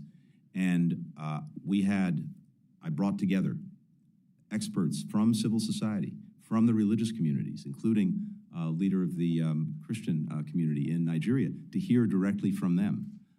We talked to the government about the imperative that even if things were not being done at its behest or its acquiescence, that it take stronger action to protect people, and notably Christians who were, whether or not it was because of their religious status, being persecuted. And so this is something we're very focused on, irrespective of the designation. I'm out of time, but I would hope we could find common ground at least on the special watch list designation. But I look forward to talking more about this. Thank you, sir. Thank you. Ms. Torres. Thank you, Chairman, and good morning, Mr. Secretary. It's good to see you. When you came before the subcommittee last year, we spoke about the administration's goals in Central America to help stem the number of migrants, specifically the young people at our southern border, by ensuring that they have safety and opportunity to thrive within their own countries. Since that hearing, I'm very happy to see the steps that you have taken in the Northern Triangle, including progress on diplomatic appointments, as well as publicly naming corrupt and undemocratic actors. I want to encourage you to continue to work with U.S. Treasury to not only remove their visas, but freeze their assets so that we can make some real change in the region for those young people to be able to see a future that includes democracy and improve their lives in the region. Guatemala in particular faced a coup attempt last year, and now a step toward building an independent judiciary. The appointment process for many key judicial posts this year. Mr. Secretary, we must prioritize those governments who are our true partners, committed to democracy and investing in their own people to help build a better future for all of the Americas. Mr. Secretary, you have asked this committee for increased funding for the Western Hemisphere. It's a tough request, given, from my point of view, that we continue to see Russia continuing to run a mine in El Estor. Right now, there are hundreds of military and police officers that are seeking to once again commit brutal crimes against 29 families that remain there. 29 families of the families that were burned out of their community. Most of them are indigenous people. These are the young people that we see at our southern border. You know, the last time they unleashed violence on this group, they utilized our own military equipment, JA Jeeps, that I had specifically requested that we remove from the region. So how will this funding be used responsibly to address the root cause of migration from Central America and continue to support the young people, but not continue to support old regimes like Giammattei, like Jimmy Morales. The past ghosts of violence, and give this new administration an opportunity to thrive and make the change that is necessary. Thank you very much. As it happens, I was in Guatemala just a few weeks ago. Thank you for that. And had a very good visit there. I'm impressed by the work that President Revelo and his administration are doing, and it's something that we strongly support and will continue to do. Second, I think we've seen when it comes to tackling root causes, because primarily, not exclusively, drivers of irregular migration, which is at historic levels around the world, and of course in our own hemisphere as well. One of the main drivers is a lack of basic economic opportunity. And if people can't put food on the table for their kids to eat, they will do anything and go anywhere to try to make sure that they can do that. One way at getting at this is actually creating greater opportunity. Vice President Harris has led a very significant effort over the last few years to generate significantly more private sector investment in the so-called Northern Triangle countries, in Guatemala, Honduras, El Salvador. And we've seen an increase of about $4.5 billion of such investment. That is going to create, and is already creating, new opportunities, new jobs, so that people actually have the choice to remain in their own countries.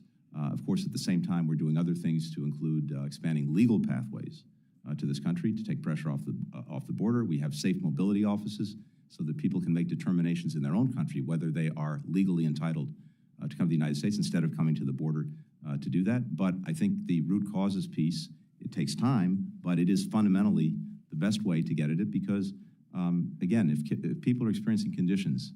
I want to interrupt you for a please go moment ahead. because I cannot let you walk out of here without mentioning Jose Ruben Zamora and the fact that he continues to be in prison, in a Guatemalan prison, simply for speaking truth to power about the corruption and these corrupt actors. The Attorney General continues to thrive in the region, and I'm not sure how much more we can do to ensure that this action from the Attorney General is reversed.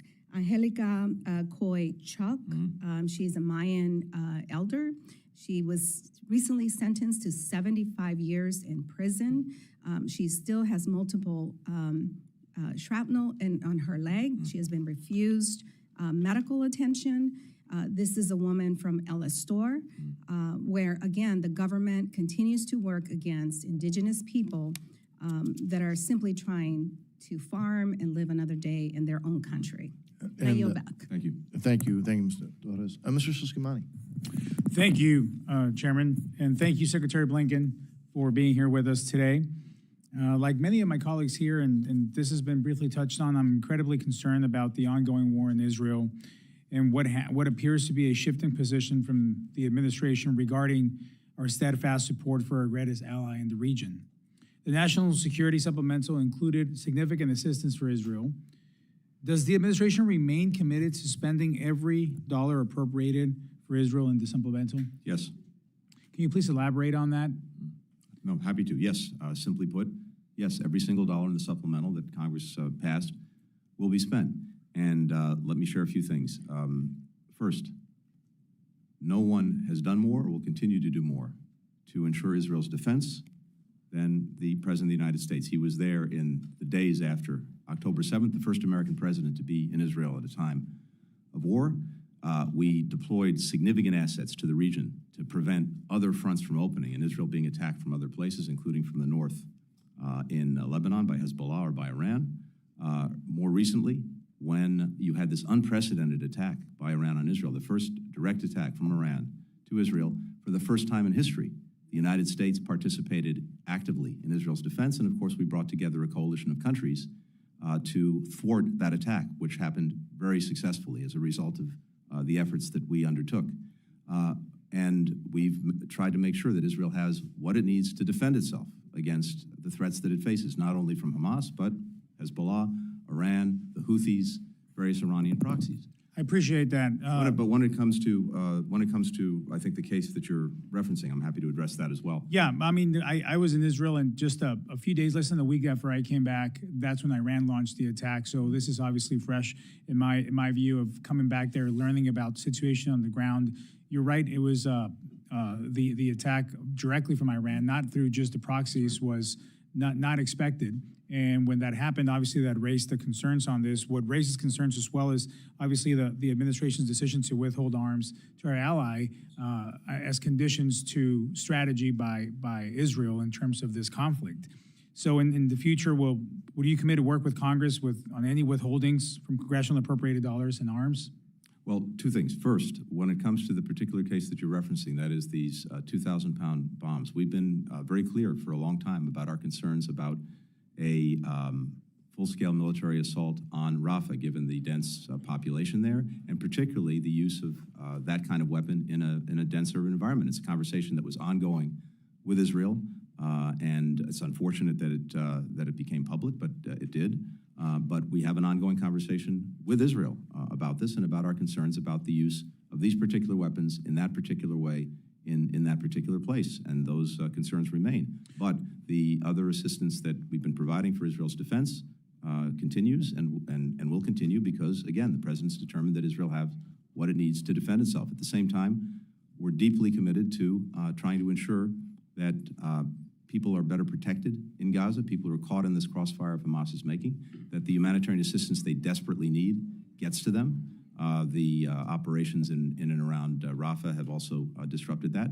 And then finally, we're also committed to try to make sure that Israel is actually successful in dealing effectively and durably with Hamas. And we do have some different views on the best way to do that. And when you're a good friend and close partner, it's your responsibility to share your views and to give your best advice and counsel. If Israel goes full on into Rafah to eliminate the remaining battalions, as they put it, the problem will not be solved. There will be thousands and thousands of remaining armed Hamas even after that happens. Israel will inherit a major insurgency in Gaza that it will be responsible for. If it decides to leave Gaza, which we believe it must, it can't reoccupy Gaza, then you will have Hamas continuing to run Gaza. That's unacceptable. Or you'll have total anarchy and lawlessness. That should be unacceptable. Yeah, the existence of Hamas is unacceptable. Yes, so there needs to be a concrete plan that does not involve Israel's reoccupation, does not involve Hamas continuing to rule Gaza, does not involve lawlessness and anarchy. And we want to see such a plan come forward from Israel. We've been working on one with Arab partners for months, but it would be imperative because otherwise, again, they are not solving the problem that we both want to solve. We have other ways that we've shared with them at more effectively getting at Hamas and also doing it in a way that lessens the danger to civilians who are caught in this crossfire. Well, Mr. Secretary, this Congress was clear on that vote on our desire and intention to support Israel in defending itself, and wiping out Hamas is they rightfully have to do, and the world will be a better place without Hamas. And I appreciate your commitment to use every dollar allocated by this Congress for our close friend and ally Israel as they fight this horrific war in the Middle East. Thank you. Thank you. Mr. Edwards. Thank you, Mr. Chair. Secretary Blinken, it's an honor to meet you. Thank you for being with us today. During my recent trips abroad, I saw firsthand how state-run agencies aim to push propaganda and silence free speech. The State Department spends millions combating disinformation. $12 million in 2024 at the Global Engagement Center, to be exact. On page 28 of the Congressional Budget Justification for fiscal year 2025, your department's asking for an additional $1.5 million to counter CCP propaganda and disinformation under the public diplomacy line item for the Global Engagement Center. Why is $12 million not enough? And can you give this committee a little bit of a perspective in how those funds are going to be deployed? Yeah, thank you. No, thank you very much. So the Global Engagement Center, this is the only part of our government that is singularly focused, dedicated to coordinating our efforts to counter foreign propaganda, misinformation, disinformation. And we have seen, I think, a growing number of allies looking to the Global Engagement Center for help and assistance in standing up their own capacity. We now have many countries that have signed on to a framework that the Global Engagement Center has put out to more effectively see and respond to the disinformation and misinformation that's being used against them as well as against us. And the GEC is the place where that happens. And we've seen real success in the efforts to expose and actually take action against this. We had the GEC release the first comprehensive analysis of how China uses deceptive, coercive techniques to reshape the global information environment. That was incredibly informative for countries around the world. We've exposed disinformation techniques in a variety of countries by China, by Russia, by Iran. We've revealed campaigns, for example, to undermine our efforts at helping countries get health security by trying to distort what we were doing. We've exposed efforts of these countries, notably Russia and China, to, in effect, infiltrate local media in countries around the world, notably in Africa. All of this was done as a result of the work of the GEC. But in some sense, it's a drop in the bucket because this really is a major front now in competition. That is the information front. And if we're not resourced to do what we need to do, both to see it, to expose it, to do something about it, and to coordinate cooperation among like-minded countries, we're going to be on, I think, on the wrong end of the balance on this. So for us, the GEC is the one place in government where all of this comes together, and we've seen its effectiveness increasingly around the world. And thank you for that. Am I garnering from your response that the strategy is to over-propaganda those folks that are offering the propaganda, or is there anything that we can do to stop them? Yeah, I think, again, part of it is in exposing it and discrediting it, it becomes much less effective. I'll give you one example of something that on one level seems a bit more benign, but is actually quite pernicious. We have instances in a number of countries where Russia in particular would provide press services that would then be published looking like these were articles, for example, that were being done by local journalists, when in fact it was actually Russian propaganda from RT and from other organizations.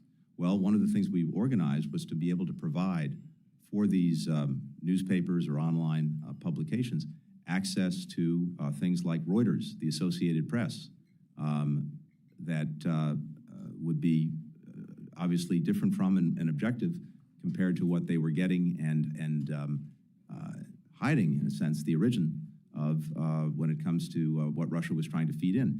So there are big things, there are small things, but I think when you see the disinformation and misinformation exposed, that's the most important thing, because then people understand that what they're hearing and what they're seeing has an ulterior motive.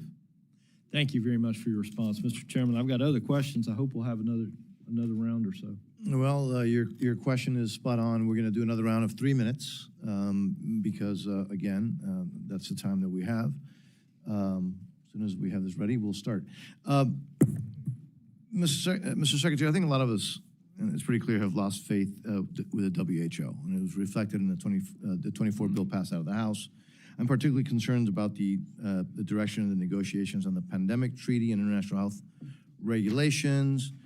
Reportedly, negotiations continue, but we may not see the final proposal until just before the vote of the WHO. My understanding is the draft may include many provisions like, well, frankly, that we outright reject, such as violations of property rights, treating China like a developing country, granting China and other improper access to U.S. capabilities. What can you tell us about the current draft of the treaty and whether it contains these highly problematic provisions that I mentioned and other potentially problematic provisions? Mr. Chairman, in short, we're determined that any treaty that would emerge, or any agreement that emerges, reflects our clear interests as well as our clear values, including on property rights and including in terms of our relationship with the PRC. I think where it currently stands is that it seems very unlikely that negotiations could conclude successfully in the next days. There's not consensus. We've been trying to build that consensus, reflective of those interests that you cited, but also the interests of many countries around the world in making sure that we're better prepared for next time. They're better prepared, that they have their own capacity to detect, to deal with, and is necessary to produce things like vaccines. So all of that is part of the conversation, but I don't think, based on the latest I've seen, that this is going to come to a conclusion in the near term. If it does, though, would you plan to submit the treaty to the Senate so that it can fulfill its I am sure constitutional obligations? we will fully consult with Congress as appropriate on anything that we do. But consult with Congress is not necessarily sending to the Senate to fulfill their constitutional, in other words, for their approval. If there is a constitutional requirement, we will fulfill it. Well, but I would hope that you would lean, even if there's a gray zone that you might look at, that you would obviously, do that and send it to the Senate to fulfill their role as a treaty. Of course. Ms. Lee, right? Thank you very much. First of all, very quickly, the United Nations. In the House bill last year, no funding was included for the United Nations regular budget. Zero to pay our treaty dues to the organization, and yet we keep hearing a lot from our House colleagues about the threat of the PRC and strategic competition. So, Mr. Secretary, how does the United States' participation and leadership at the United Nations relate to countering China's influence? And what would be the impact of the United States being absent from the United Nations, as last year's bill proposed? And then secondly, if we have time, if not, you can give us the response in writing, with regard to the Caribbean. Okay, I'm pleased to see, and you mentioned the request to include the addition of 2 missions in the Caribbean. These are our closest neighbors, yet the United States has very little presence. Barbados, for example, has to cover the ambassador of 6 countries in the Eastern Caribbean with little means to access them. Now, I heard and understand that it's going to take about 5 years to gear up and to ramp up for these 2 new diplomatic missions. So what happens in the meantime? We don't have any time to waste, and so I want to know what plan is in place to ramp up these engagements in the Caribbean until we get the 2 new embassies open. So thank you very much, and I'll try to be quick. Look, on the United Nations, we've seen a very concerted effort by China in recent years to engage, and more than engage, to try to seek positions in the United Nations so that it could have real influence over the direction that the UN takes on virtually every issue under the sun, because whether we like it or not, the United Nations is engaged in pretty much everything. It's engaged in ways that are profoundly helpful to the United States, because if the United Nations were not doing things like feeding children, vaccinating people, looking out for maternal health, making sure that people had access to electricity, et cetera, then either we'd have to be doing it on our own or no one would be doing it, and the world would be a much worse place, and that would inevitably come back to bite us. So in so many ways, it provides absolutely vital functions. One of the strange positions we're in is, if you look at program across program at the United Nations, the United States is typically the leading funder, and it's producing really important results, again, for us, because absent those results, you're going to have even more people on the move, more conflict, more economic deprivation. All of this gets spun up in ways that inevitably bite us. So we're often the leading funder, and yet when we have an inability to pay our dues on time, or we get arrears on various accounts, that's a wonderful talking point for our competitors, including China or Russia, that spend far less in the United Nations, but then point to us as being the laggards. So it just doesn't make any sense, and it actually has practical implications for our ability to sustain programs that are vital to our own national interest. And then, of course, we want to make sure that we have a seat at every table where decisions are being made about norms, rules, standards that often the UN is a part of setting. So if that's taken away, we're out of the room. It's not a good thing for the United States. Thank you, Mr. Secretary. And I'll follow up with you later if I can on the Caribbean. The distinguished Chief Deputy Whip of the House, Mr. Thank you, Mr. Chairman. I appreciate it, Mr. Secretary. Thanks for being here. Mr. Secretary, it's my estimation that your department is just weak, it's feckless, and at best, your department is incompetent. I could go through a litany of examples. We could talk about Afghanistan. We could talk about the missteps you had in Ukraine. We could talk about the Houthi rebels. We could talk about the vacillation with Israel. But the most distilled example is the most recent, and that's Turks and Caicos. The reason it's so distilled is you don't have the complexity of the other issues. Turks and Caicos, you have 5 Americans that are wrongfully detained, not technically wrongfully detained in a word of, in a phrase of diplomacy, but these are individuals that had at most 20 rounds of ammunition. They've been treated atrociously by a government that represents 60,000 people in a geography that has a landmass that's roughly 2.5 the size of DC. I mean, this is not even a sovereign nation. It's a protector to the British Empire or the UK. And you can't tell me that you can't put a do not travel today on Turks and Caicos and bring the 4 Americans that still remain in Turks and Caicos home. It would take one order to bring 4 Americans home. 4 Americans, by the way, one is a grandmother from Florida she was caught with 2 rounds of ammunition in her purse. She was chained to a desk for 3 days. Your State Department, your officials, did not come and visit her. It was up to the other American detainees to bring her food, water, a pillow, a blanket for that night. My constituents, your State Department didn't even call my constituent for 2 months into his detention. Even though he was in a jail for a period of days, no health and comfort visit from your department. So again, I'm just really baffled by again the weakness and incompetence of your department. You can prove me wrong. Issue the do not travel to Turks and Caicos today. Bring the Americans home. I yield back.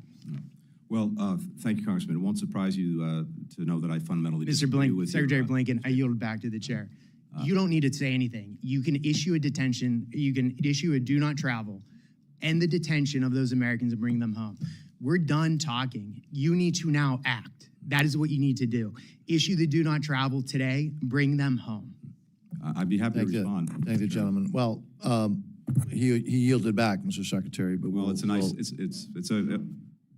a wonderful technique to make a statement and not give you a chance to respond. Well, why don't we give you some time to respond then? Because we do have a little bit of I'd time. simply say, Congressman, I welcome working with you on this, and please bring the information forward to me. Second, we have a State Department and extraordinary men and women who every single day are working to get arbitrarily detained Americans back home with their families and loved ones. And we've had more success in this administration in doing that than in any previous administration. And Roger Carstens and his team are at this every single day. And we brought Americans home from all over the world, and it's our #1 priority. So I will apologize to no one for the efforts that our people make every day to help Americans who are in jeopardy anywhere around the world. Wanted to make sure that you had an opportunity to respond. Thank you, Mr. Mr. Chairman. I Secretary. appreciate Obviously, it. we do need to bring these folks home, and hopefully, like, pronto. Ranking member, full committee ranking member, Ms. DeLauro. Thank you. Thank you, Mr. Secretary. Let me ask you a question about UNRWA, and I'm just going to tick off some facts and ask you to answer a couple of questions here.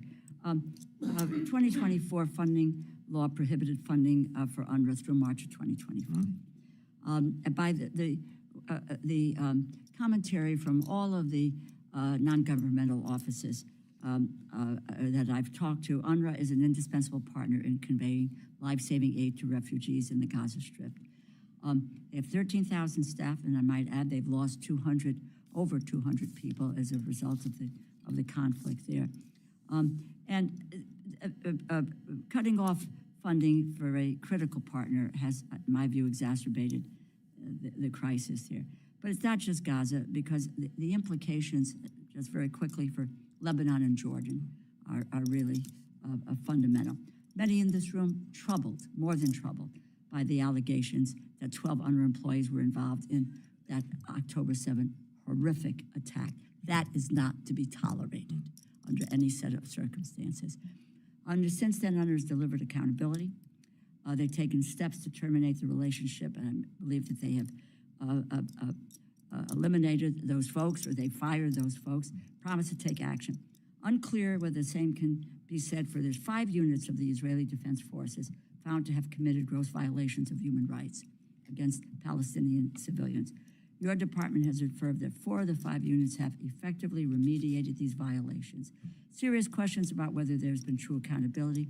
The NSM report recently says that there's credible reports that violations of human rights in Israel has used U.S.-provided defense articles inconsistent with international humanitarian law.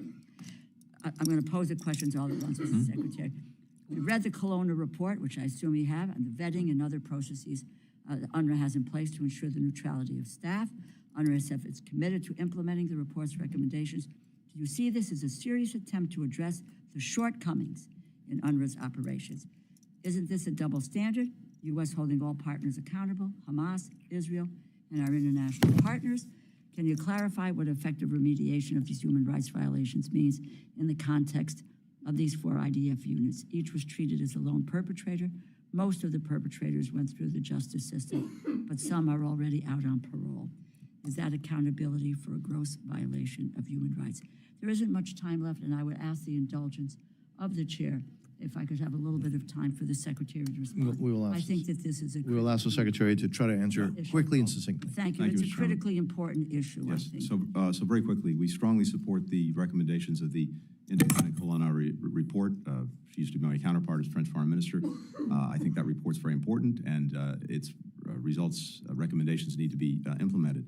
Second, there's an ongoing UN internal investigation of the particular allegations related to individuals who were both members of UNRWA and allegedly participated in the horrors of October 7th, where we await that UN internal investigation. But I do believe that UNRWA plays a critical and necessary role in trying to get humanitarian assistance to people who need it in Gaza. No one else has the same network.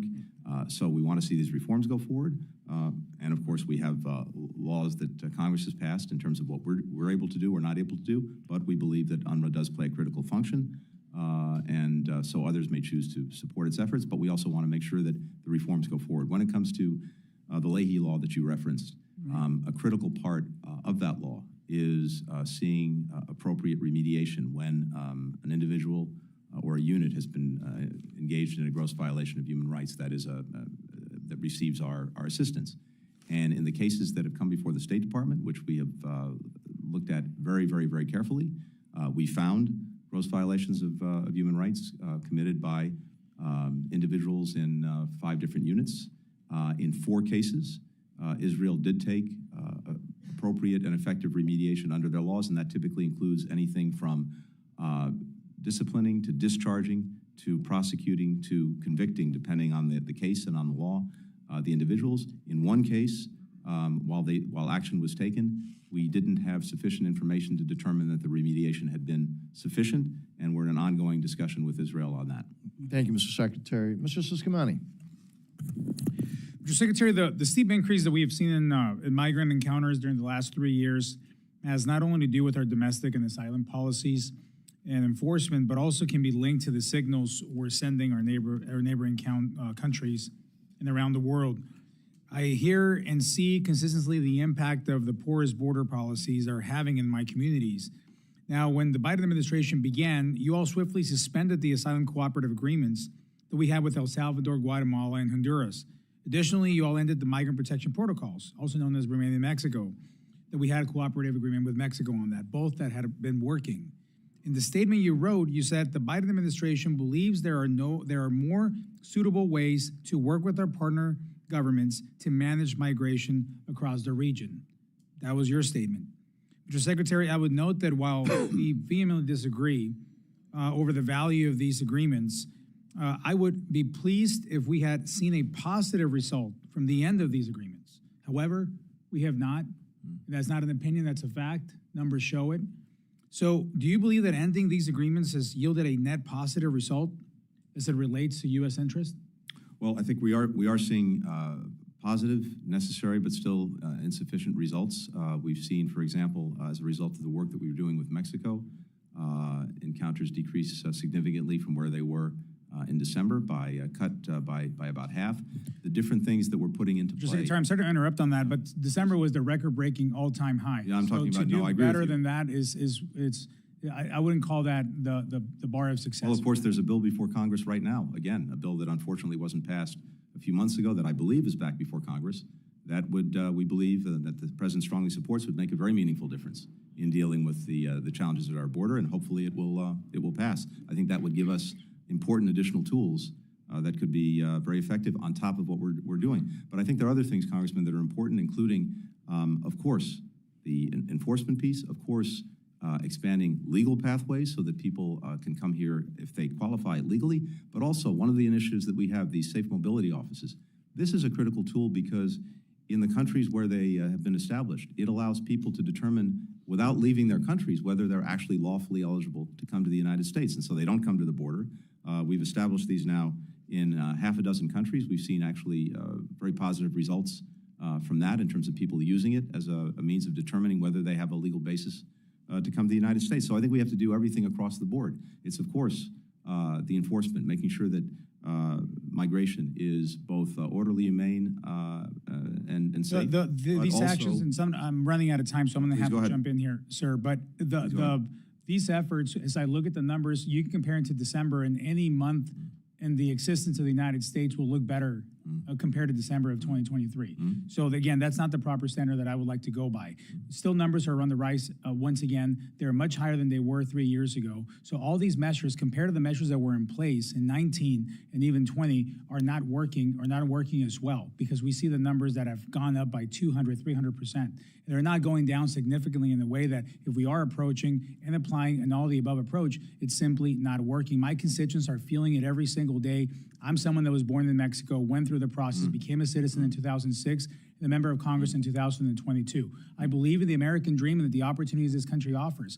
However, what we're seeing on the border and the abuse in our system, the rule of law, is not the way that we want to be welcoming people. It's endangering them, creating a humanitarian crisis as well as a national security crisis. So I would challenge the premise that this is working. It's not, Mr. Secretary, and we need to take serious action on this. And one more item, we talk about legislation that has been passed this Congress on Republican majority. We passed the H.R. 2, the border security bill. It went to go sit in the Senate. That bill alone would have dealt with this issue immediately. So I call on my colleagues to do the right thing here, but also on you, sir, to make sure that this works. And what we're seeing right now is not working. Thank you, Mr. Secretary. If you want a few seconds to. No, just to say, look, I think there's important legislation before the Congress now. Unfortunately, it didn't pass the House a couple of months ago. It's back up. I think that could, added to the efforts that we've already made, make a real difference. So I would think that bill would be a good proof point for whether we can take further effective steps. We're going to recognize, Mr. Secretary, I would also remind you, as Mr. Siscomani said, that H.R. 2 has been passed. It's not in consideration. It passed a long time ago. And I would hope that you would look at that as a great option and maybe support that as well. Ms. Meng. Thank you, Mr. Chairman. Secretary Blinken, in your testimony, you highlighted an investment of $500 million to expand internet access around the world. But according to the World Bank in 2022, only 36% of Africa's population had broadband internet access. Internet access benefits everyone, as you know, children going to school who can take advantage of more learning resources, farmers who can get information about the weather, and small business owners who can reach more customers across the continent and the world.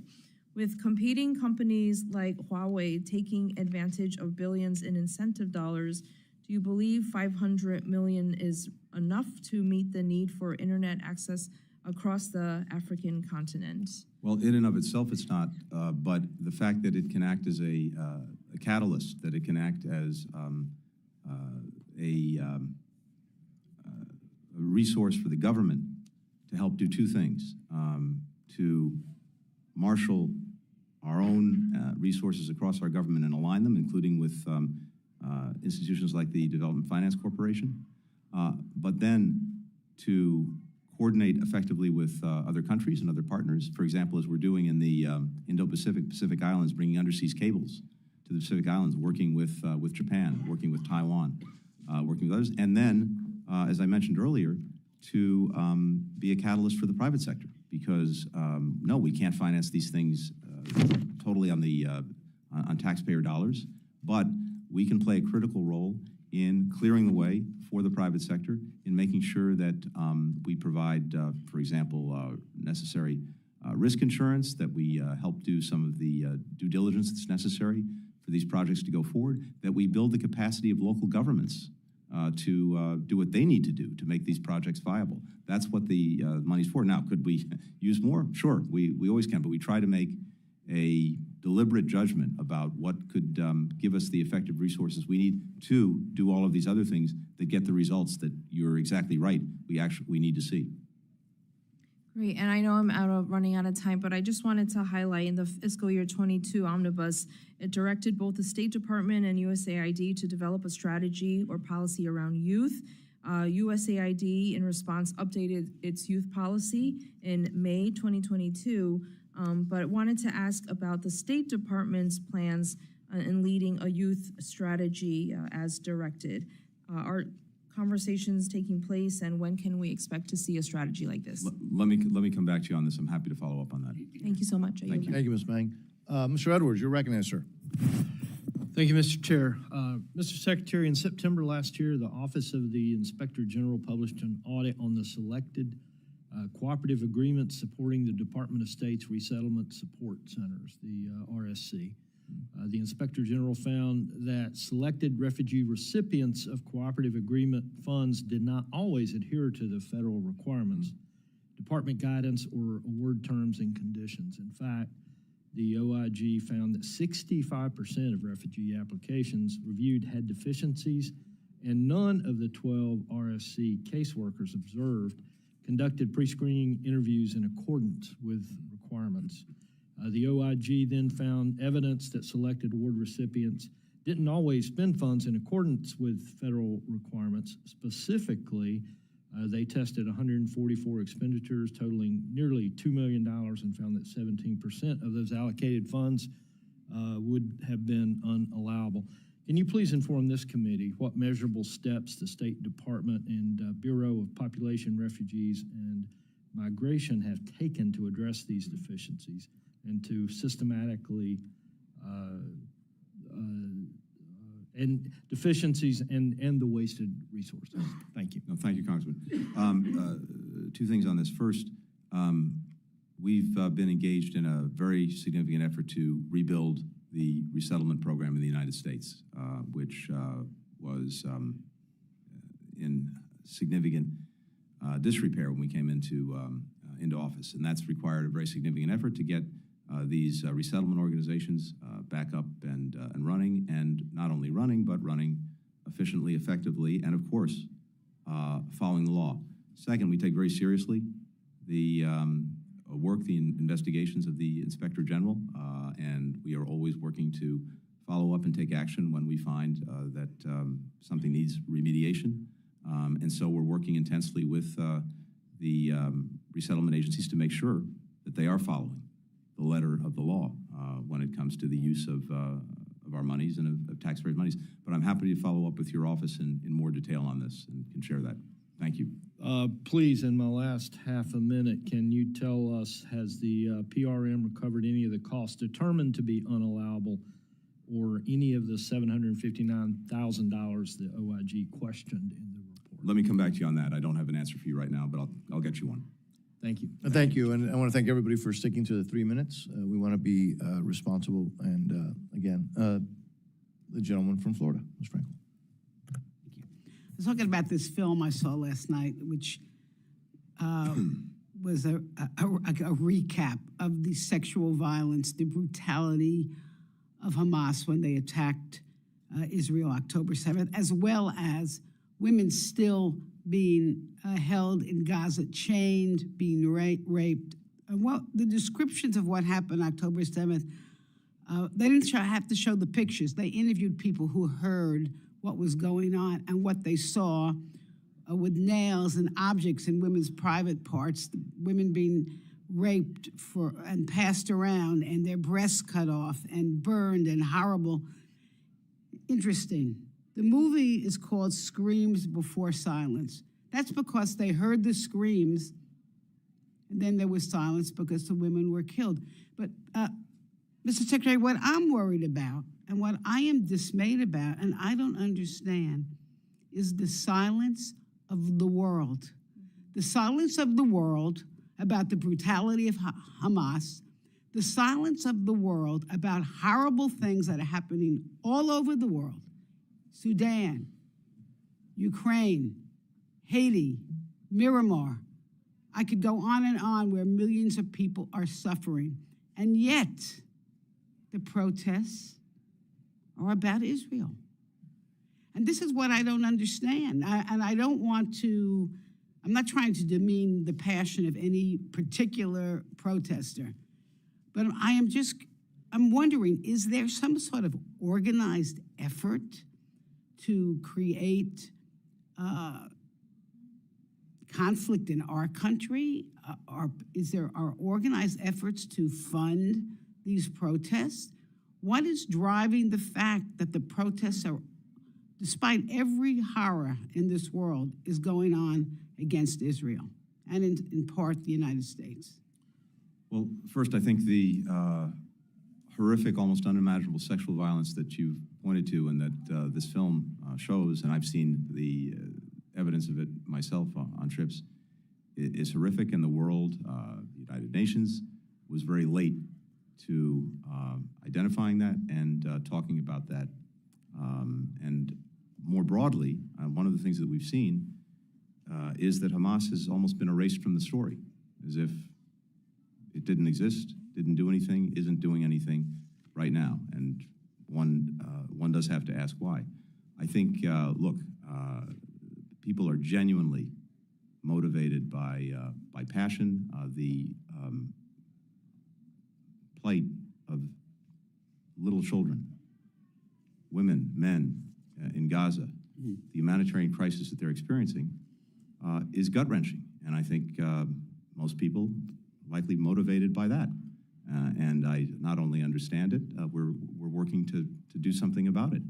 But I also agree with you that as a general proposition, we should try to avoid having selective outrage.